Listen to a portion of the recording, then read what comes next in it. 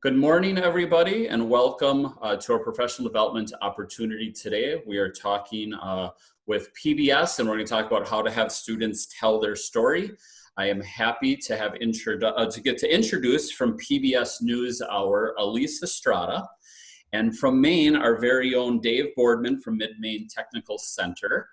They're going to go ahead and talk about some of the work that PBS NewsHour is doing to uplift and encourage and promote students using their voice, especially in these very unique and trying times. So at this point, I will turn it over to Elise and Dave. They will tell you more about themselves, and then they will take it from there. Thank you so much, Joe, and it's so great to be here with everybody this morning. I hope everyone had a restful weekend. I know I did. I have a dog, so I get to take him on walks, and that's really my most favorite social distancing activity. But to begin, I'm going to be sharing my screen. So give me 1 second. Here we go. Give me a thumbs up if you guys can see what I'm sharing. Okay, perfect. Yes, as Joe mentioned, my name is Elise Estrada, and I am Senior Director for PBS NewsHour Student Reporting Labs, or SRL for short. And we are a national youth journalism network connected to teachers and students in 46 states now, and we work with the PBS NewsHour and local stations around the country to amplify student-produced journalism and content. And we are headquartered in Washington, D.C. I'm coming to you from Alexandria, Virginia. And, you know, we've been working with students and teachers over the past 10 years, very much in a virtual way. And we have a team of youth media producers who work closely with students on specific story assignments all across the country, including some of Dave's students at Mid-Maine Technical Center. And, you know, more and more we're developing curriculum and resources for teachers of all subjects to use as a way of incorporating project-based learning into the classroom. So thank you so much for being here this morning. And today we're going to be talking about our new distance learning unit, Making Sense of Coronavirus Through Storytelling and Media Making.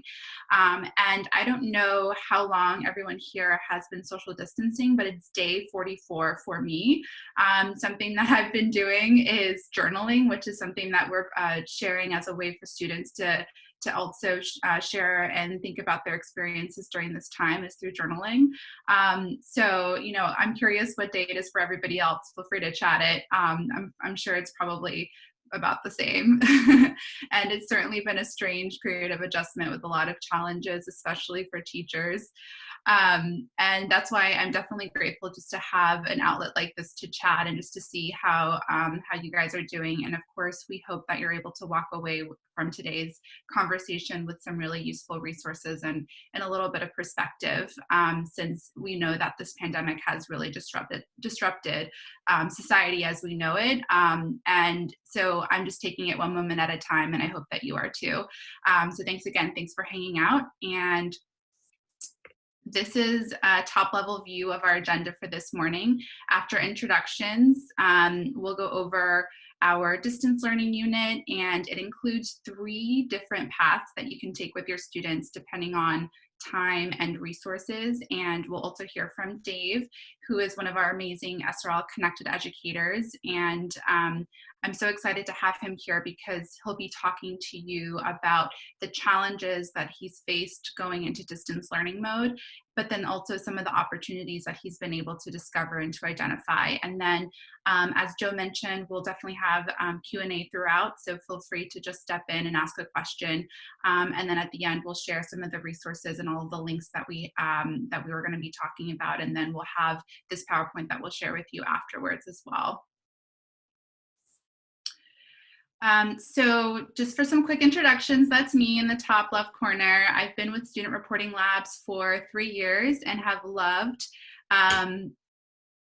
working with our national network. Oops, sorry about that. And we have so many amazing projects and have been working on so many amazing projects that elevate youth voice and connect students to different career opportunities. My background is both in journalism, education, and media literacy. And I've had the pleasure of working with Dave for the past few years as well, including actually visiting him at his school for the Maine Student Film and Video Conference. Dave? Hi, thank you so much, Elise, and thanks for joining us today. I think, like Elise, my big social interaction these days is walking my dog until she's just exhausted. So I teach the video journalism mass media communications program at Mid-Maine Technical Center in Waterville. My students are largely high school juniors and seniors, and they are in a year-long program coming to our program about 2 hours a day, every day, where they work on things from video journalism to photography, graphic arts, all kinds of things like that. So a little later on in the presentation, I'll tell you about how we've been working online, the successes and definitely the challenges and what we're taking away from it. And I'll have some of the work that we're doing that I can share with you as well. So. Thanks, Dave. And so right now, the Student Reporting Labs team, as I mentioned, we're a national program, and we've been curating, retweeting, and posting as much useful information as we can with links to online learning resources and useful news and easy student assignments for those looking for some things to do on our social media platforms. We're on Twitter, Instagram, and Facebook. And we've been also sharing student-produced content. So, just in a matter of the past month, we released this new distance learning unit on March 17th. And we've received over 200 submissions from students all across the country, and that number is going up every single day. Students who are just going through the curriculum, their teachers are assigning it. And because it's so easy to get started, we're getting really, really important stories that we're considering the first draft of history for what students are going through during this pandemic. And so we have all of these resources up here that I'm sharing with you. And then we also have a Connected Educators Facebook group that anybody interested in journalism and storytelling and project-based learning can join. And the link to access it is on this slide, and we'll be sharing the presentation, as I said, afterwards, so you can take a look at it afterwards. But definitely connect with us online and see what other teachers who are in similar situations are doing across the country. So I wanted to start off with a poll, well, not a poll question, but a chat question, just to see how you're doing, and feel free to unmute and shout out your answer. The question that I have here is, how much have you been able to communicate with your students during this time? And I know that it probably varies from school to school, district to district, but feel free to also add it into the chat, not at all, a little, a medium amount, a lot. I'd love to hear, what you guys are have been able to do with students.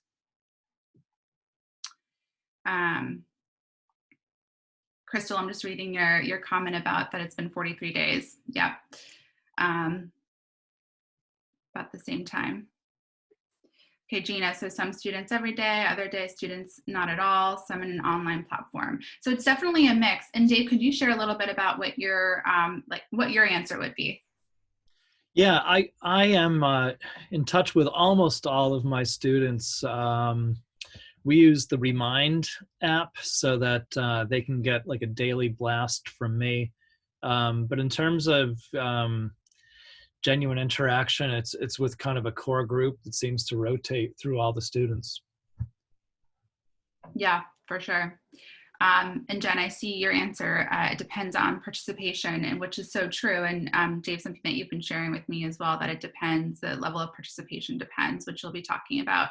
And Google Classroom, it seems, has been something that you have been utilizing. Jody, I see back there. Great, wonderful. Thanks, everyone.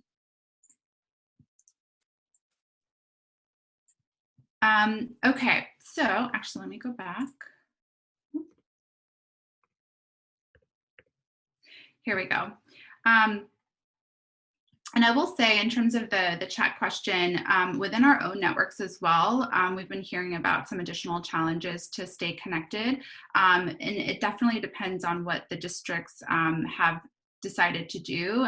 We've had teachers in Detroit, for example, who say because the district has decided not to count any of the work, students are either not participating at all, or students who may be looking for something to do, they're actually participating a lot. So again, I know that it depends, and there's a lot of reasons for that as well. So it's hard to believe that Student Reporting Labs created this curriculum just last month. We knew that schools were going to start closing and teaching was moving online, so we developed this resource to provide teachers with some project-based learning tools that could help them transition online, while also helping students process the news and information that they were seeing as the impact of the pandemic unfolded. And so this special unit covers the basics of storytelling, scripting, and video editing. And so I'm going to quickly talk about the 3 paths that any student can take to start telling their own stories, and then if they're interested in, to start telling other people's stories in a remote environment.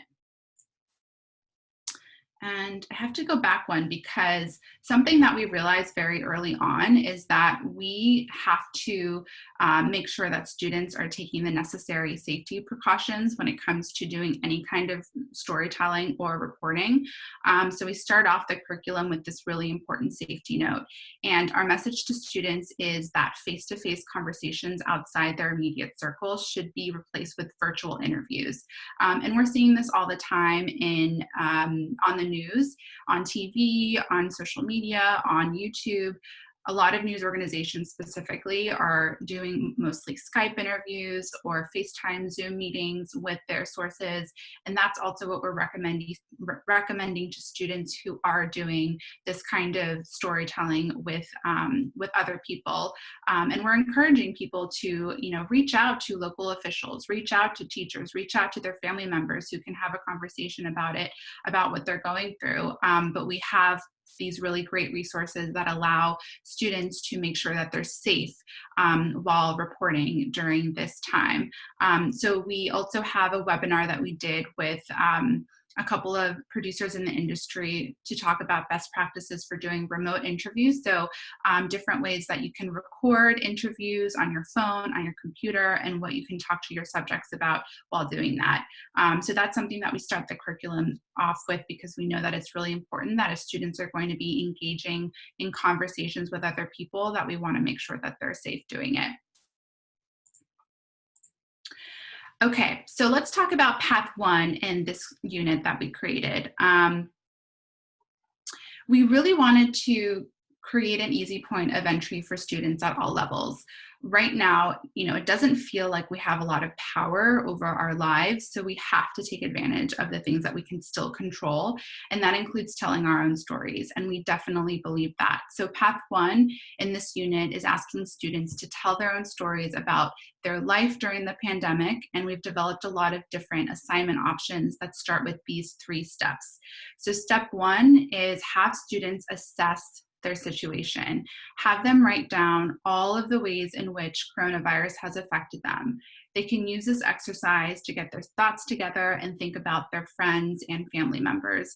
Are they stuck at home, scared for themselves, for loved ones, worried about their job if they have one, their parents' jobs, grieving canceled events? We're coming up into senior graduation, proms that were canceled. And so this is a great way for students to really express what they're feeling.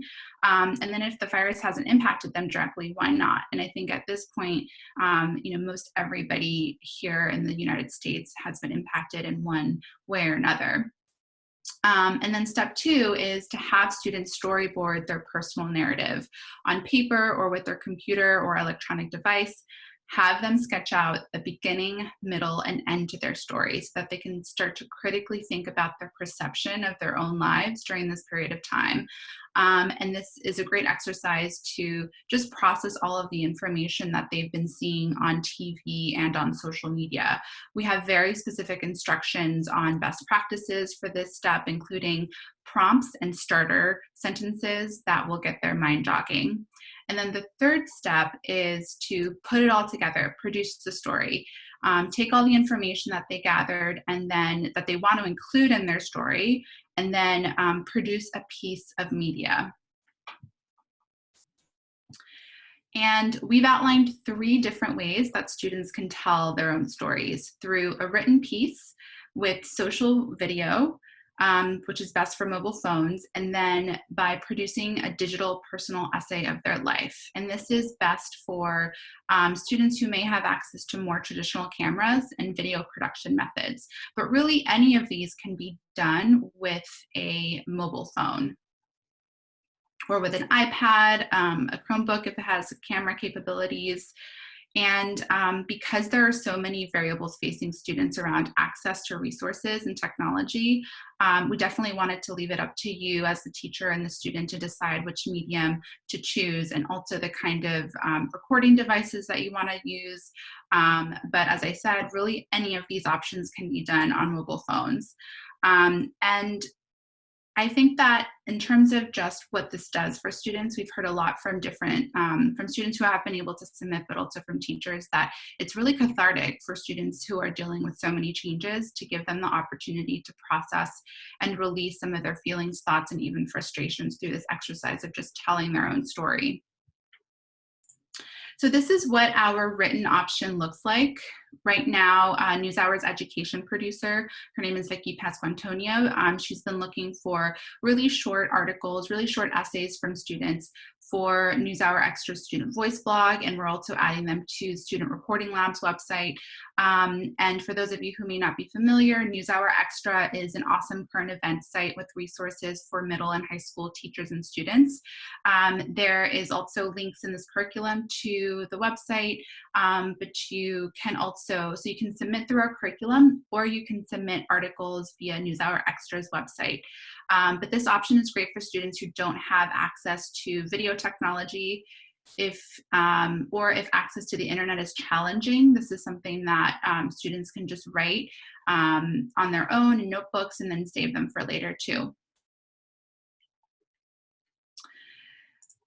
And then the second option that we have in Path 1 is for both social and digital. So the first option is super easy and asks students to tell us about their life during the coronavirus pandemic in 60 seconds or less.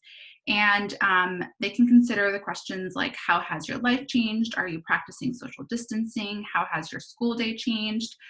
This is super easy and a way to responsibly engage on social media. Students can share their responses via tagging Student Reporting Labs, or they can submit on our website. We have a submission process on our site that's super easy, that allows students to upload their videos if they're able to. And the reason why we are sharing this with really anybody is because we want to amplify those stories. Something that Student Reporting Labs believes, and is part of our mission, is that, you know, the mainstream media, news organizations, they often miss the student perspectives and the youth perspectives. So we're trying to amplify those voices and make sure that they're being heard, just like other groups or people are trying to be heard during this time. So I wanted to show everybody an example of what it looks like for a student to submit a video through our curriculum and through our process. This is a student, this is actually one of Dave's students, Jay Crimmins, who submitted her video a couple of weeks ago, and she chose to do a social video using her phone, and it's the 60-second story option that you have in the curriculum. So I'm gonna play her video now. Hey guys, it's Jay here in Oakland, Maine. I hope you guys are all doing well during the quarantine. I'm here at my house. I just finished with some classes, which has been interesting, by the way. I am a huge procrastinator, and, you know, doing this whole time management thing has never been my forte, but I'm learning, and I hope that you guys are adjusting well. One thing that I've enjoyed about the quarantine, which is kind of an oxymoron, is I have more time for my hobbies. So I finished a pretty cool painting that took me a couple days. I mean, you know, it's nice to have time for your hobbies, but I miss my friends. I wish that I could see a lot of my friends in real life right now, but I also understand that social distancing is really pertinent to practice right now. I hope you guys are all staying safe and well. I hope to see everybody pretty soon in real life and not through a phone. So take care. I just love that video. And they're ones similar but very different because each student has a different story from all across the country. Jay's video we actually used in a compilation that we shared on social media last week with other students from across the country, which we're doing pretty much on a bi-weekly basis because we're receiving so much content. We're just figuring out the best way to showcase it. And I think for some students who have been doing work through this curriculum, they've told us that it gives them a sense of purpose because at a time when they're not sure if the schoolwork that they're doing counts, this is actually giving them an authentic audience, a real place for their stories to be seen. And actually, I did a webinar with PBS Wisconsin just a couple of weeks ago and with some of the teachers that they're connected to, including one of our SRL connected educators, just like Dave, but in Wisconsin. And she was telling us how she said that she was really appreciative of these prompts because it's given them an opportunity to channel and understand what students are going through with the vlogs that they're creating. But again, it definitely depends on how engaged the students are and if students are really participating and submitting these kinds of prompts and these kinds of videos. So thank you, Dave, for assigning this to your students. And then I also wanted to share, before I open it up for just like any questions, because I know that I've been talking for a little bit, that we have been adding different extension activities. So we have our main curriculum, but then we have been adding new prompts and assignments on a pretty weekly basis because things are changing so rapidly. So you can choose from these extension activities that are similar but different project-based learning assignments and skills that you can share with students. So one that we're actually premiering today is called Senior Portrait. So for all the seniors who are missing out on this huge year in their life and all the different rites of passages that are typically occurring, we're partnering with ASCD to amplify their stories. And so we're creating a social media campaign that any senior who is graduating from high school can participate in. And it's very simple, similar to what I've just described, which is very easy video submissions. And we actually have a prize attached to it. So students who submit, we are going to be picking the top 3 winners, and each of them will be getting a $250 gift card. So if incentives is something that you're looking for, that's definitely a good one. We also have a Lost and Found video challenge, asking students, this is more mental health related, to think about what they've lost and what they found. And then we also are working with PBS American Portrait, which is a national storytelling project, asking people to submit their videos. They're doing a lot of COVID-19 prompts. And then Brief but Spectacular, which is a video series on the PBS NewsHour. We have another activity that you can submit to with PBS NewsHour Extra. So all of these are linked in the curriculum, and then the links are also provided in this presentation. But I want to stop now for just a second and see if there are any questions, and Joe, feel free to jump in as well.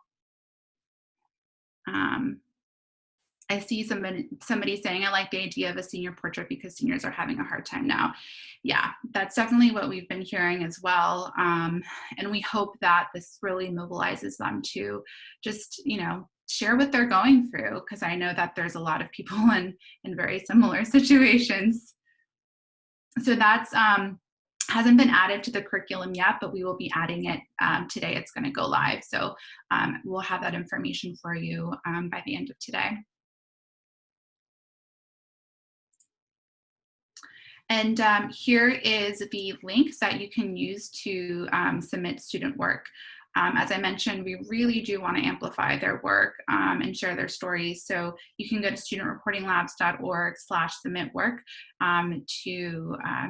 to share the stories.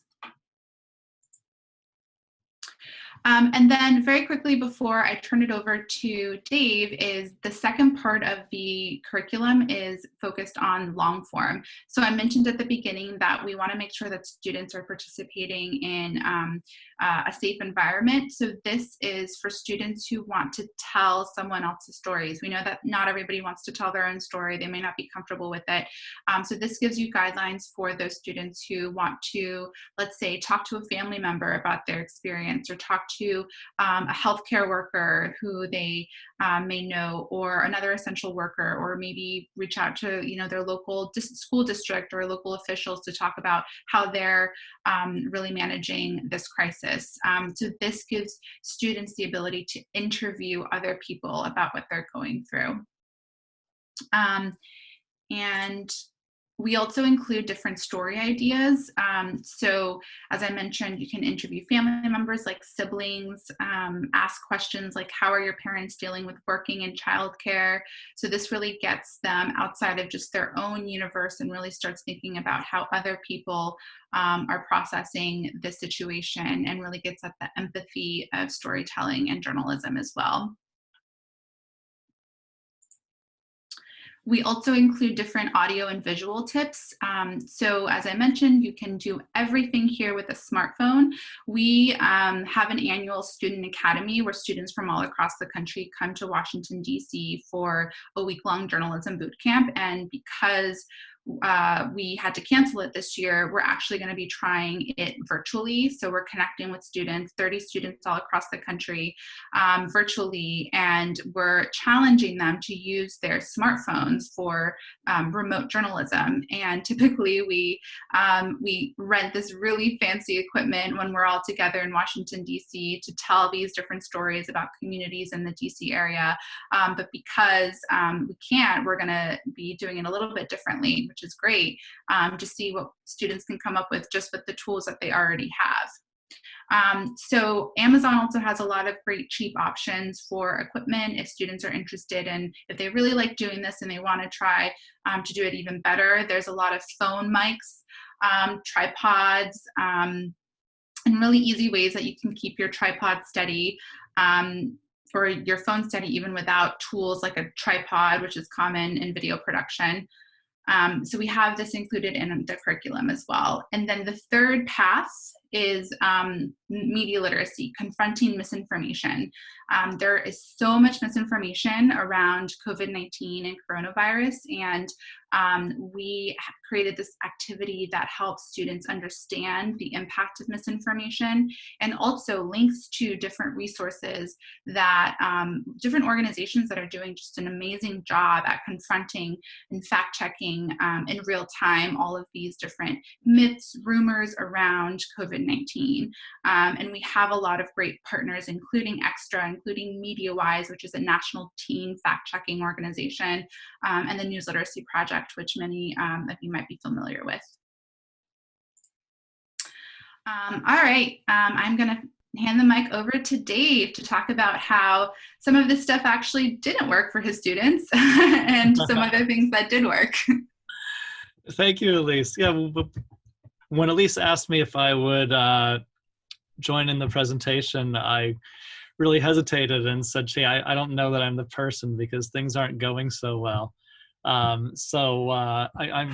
have sort of a mixed experience to share with you.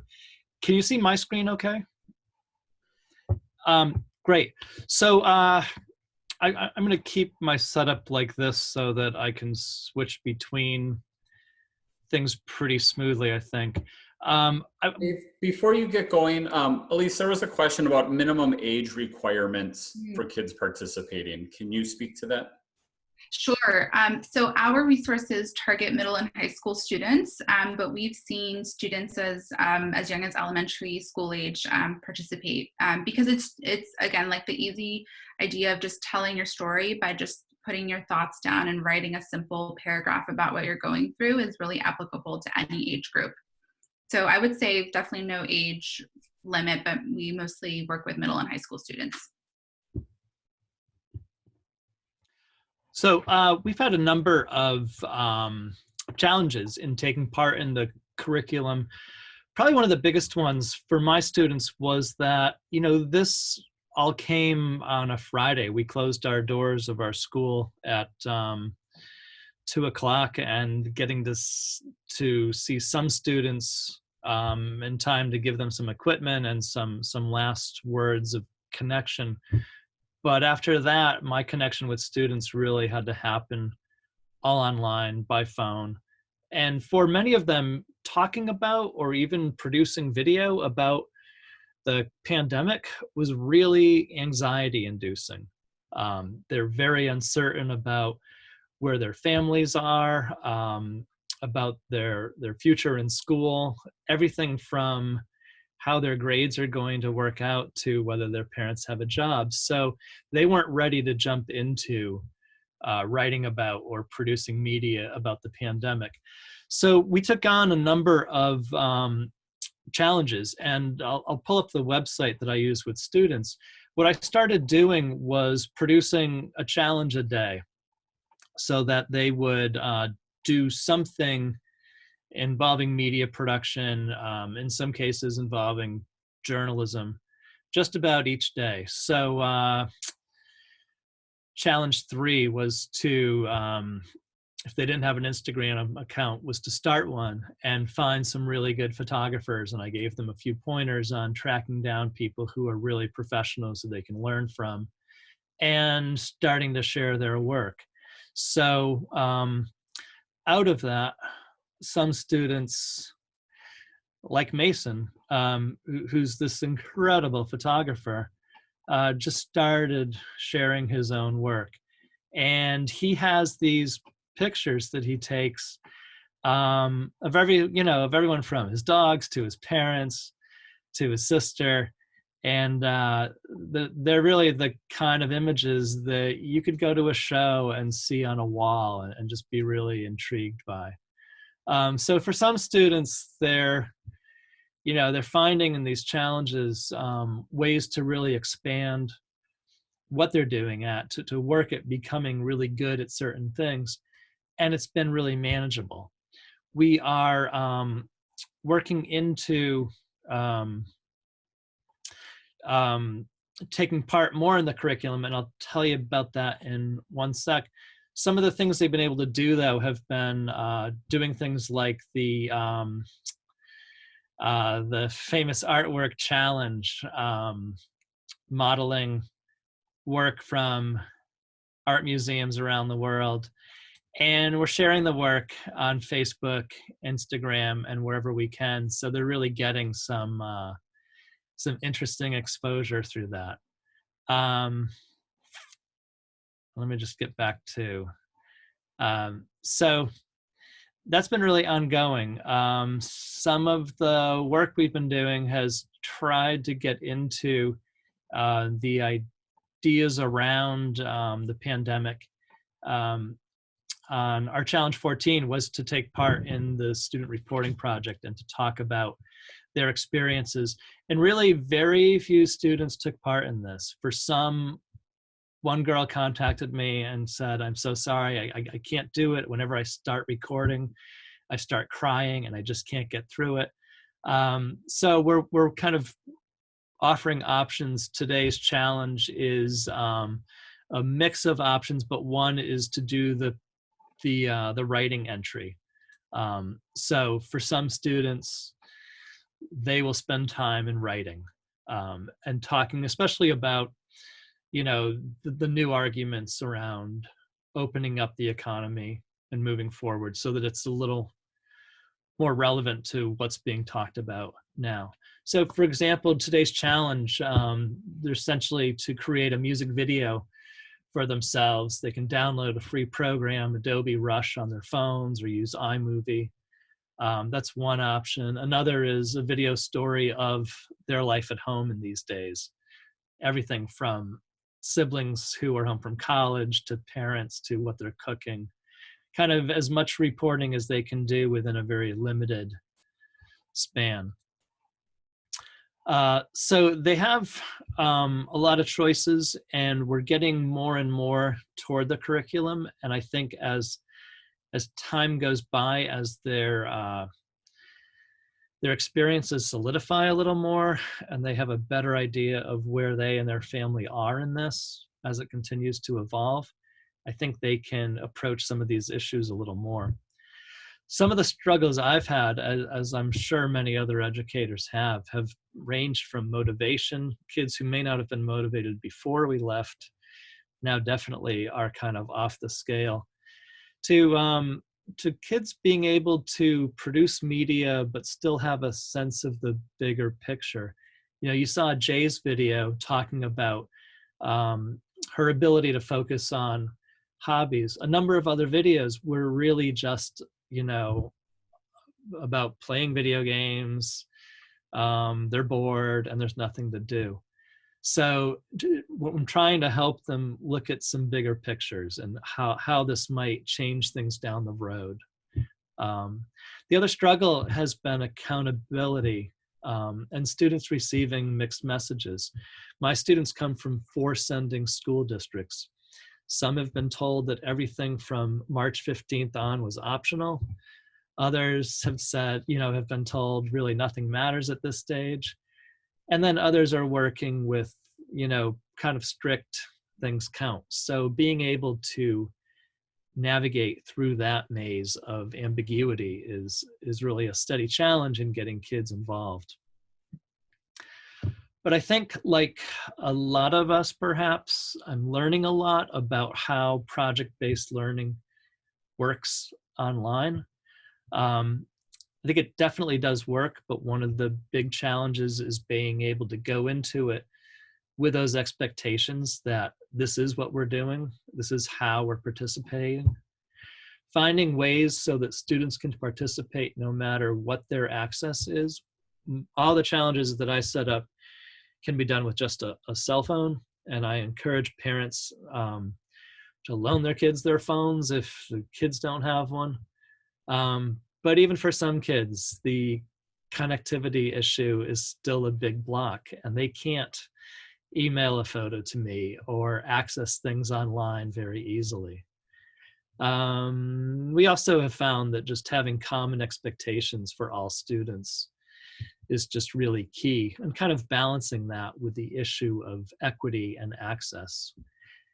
And I think, I'm kind of planning for being out in the fall or at some point next year as things develop. We'll certainly set kind of a common theme that we're all trying to achieve, and that we are all in class trying to create great things that can be seen by people outside of our class. And so getting kids to buy into that pretty early is key. So that's about where we're at right now. Students will be really jumping in more to the curriculum. Some of my seniors who were very much kind of not had the wind knocked out of their sails by the cancellations of graduation and that sort of thing, I think will be more engaged in telling their own story now that they have a little more direction of where things will go. So I'll turn it back to you, Elise. Thanks, Dave. And thank you also for sharing the story about, the students who, it's really hard to share those experiences because it's affecting them so directly. And it's not an easy thing to do. And I love the site that you created with all of the different challenges that kind of takes it outside of themselves and really helps them explore all of the different things that are already happening on social media. It kind of gives them like intention around what they would probably already be creating for their friends. Yeah, I've really found a lot of resources out there that I'm able to draw into the class so that students can access them. That's great. And I think you had a question. You said that you teach juniors and seniors. What classes are you using these for? Right, so I'm doing these with juniors and seniors. We also do a mentoring program with 7th and 8th graders, and we're going to select some of these challenges and invite them to take part in those as well. So it's a mix of both classes. And then, your website, how did you create the website? I created the website a little over a year ago using Wix. We bought the URL just to be able to keep it. I just found I had so many bookmarks and files that I had to create a website to organize things for myself. And I just started building pages off that. So now my students really know the site, and that's where I keep the resources. I also use things like Screencast-O-Matic. So if I want to give a quick demonstration to students. Even if we're in school, I'll use that, post it to the site so that the student who's absent can come in the next day and still learn what I taught the day before. So. And how do your students submit to that site? They're really not submitting to the site. They are turning their work into me by email. They can comment on the challenges and they can post things there. But that's a feature that we didn't use before we all went away.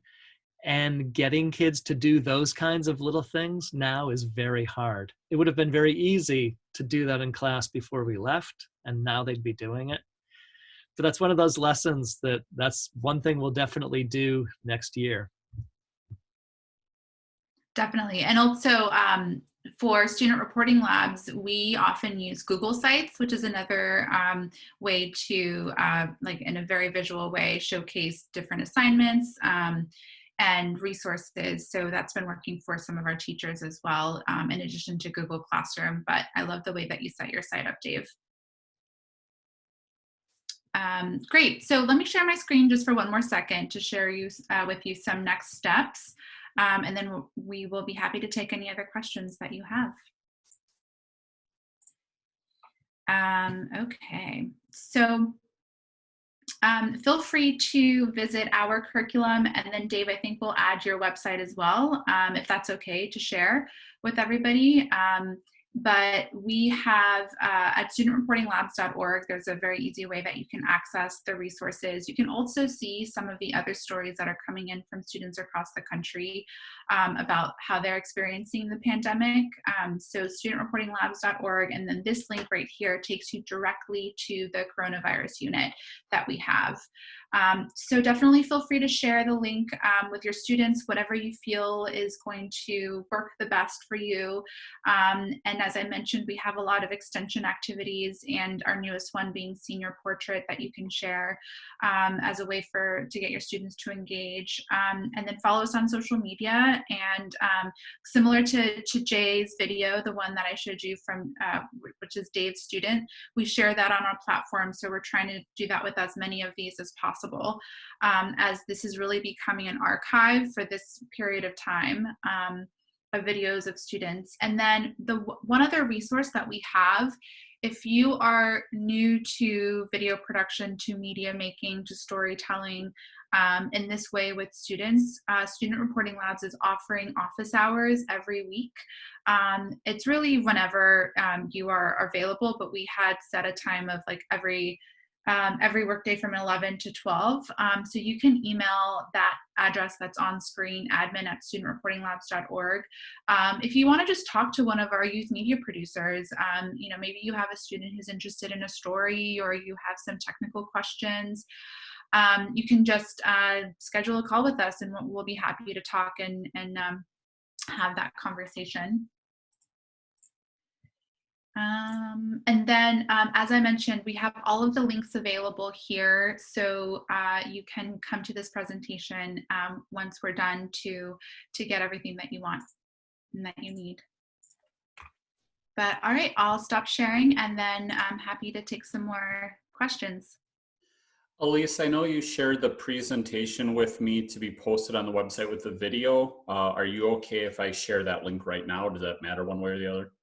No, that's fine. Yeah, absolutely.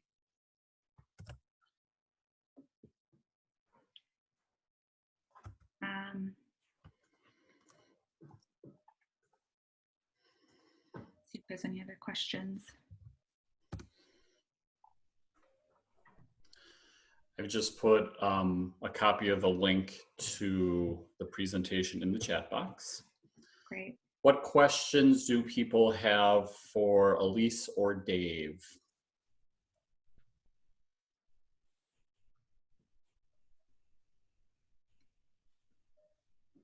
Sonia, I see your question about, or not your question, but a comment. It's so much cooler than learning opportunities. Do you mean the term challenges or something else?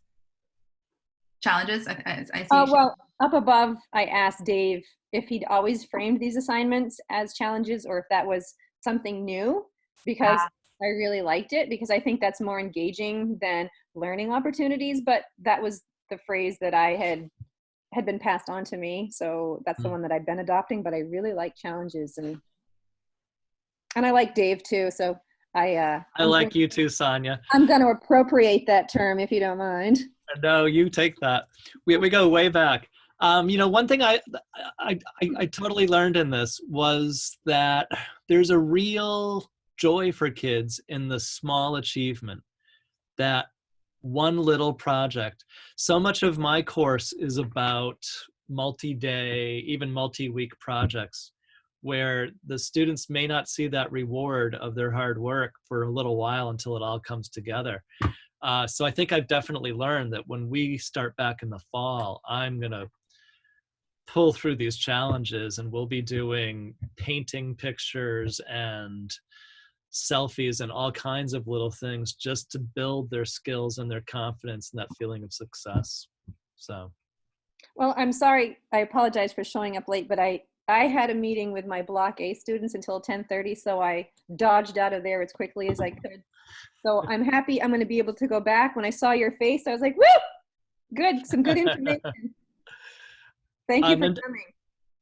I mean, definitely. I am very happy to share anything. The website, I will put the link right here in the messages. And I'm very happy to talk by email or phone afterwards. So feel free. For sure. Yeah. Will you include your email addresses in there too? Because I believe I have an outdated email, or you're blocking me. Not sure which one it is, but. No, I'm not blocking you. It's probably an old email. Oh, just kidding, dude. Just kidding. That's so great. And Dave, you're so right that it's like the little milestones that count so much now. And the work that I'm doing with these students for our academy, which, your students have been to our academy as well. It's like those little, I frame it as both challenges and then also an assignment, kind of taking that news organization jargon. Like those assignments, the weekly assignments, really help in terms of just getting students like over each little hump. It really does. In working with students now, I am just so hooked on trying to understand what makes some students more resilient and other students totally struggle.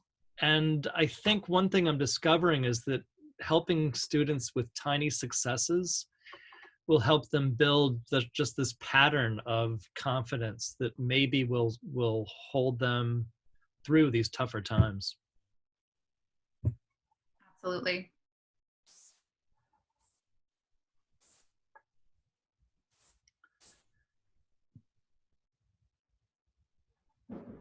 I probably would have some questions. I'm sorry, I wasn't here to get the information to ask the questions, but thank you for sharing your email address so that when I do get them, I can email you. Thank you very much. Awesome. I have a question about how do students always engage through a whole class engaging, or do you have some students that just on their own are engaging because the teacher said, here's a thing you could do when you have, if this is what you're into? From my experience, I think it's a little bit of both. And I've noticed that there are a lot of teachers, let's say in just a random district in Atlanta, for example, that they assign this to their students, and then their students are submitting, because I get those notifications, they're submitting at like all hours, whether it's like early morning, middle of the day, or 2 a.m. in the morning. And then I see some other students who are submitting because their teachers are like, this is what we're going to be doing today. You have to submit it by X time. So I've definitely seen that range for sure. And I do both. At times I make this project everyone does, but some of these challenges, I will specifically seek out students who really need that advanced level work that I know will really dig in. So. Yeah, and I think that's so important too. And I hope something that everyone takes away in terms of this kind of resource, like it's just whatever works for you. It's kind of like take off the shelf whatever you feel is going to resonate most with your students at this time.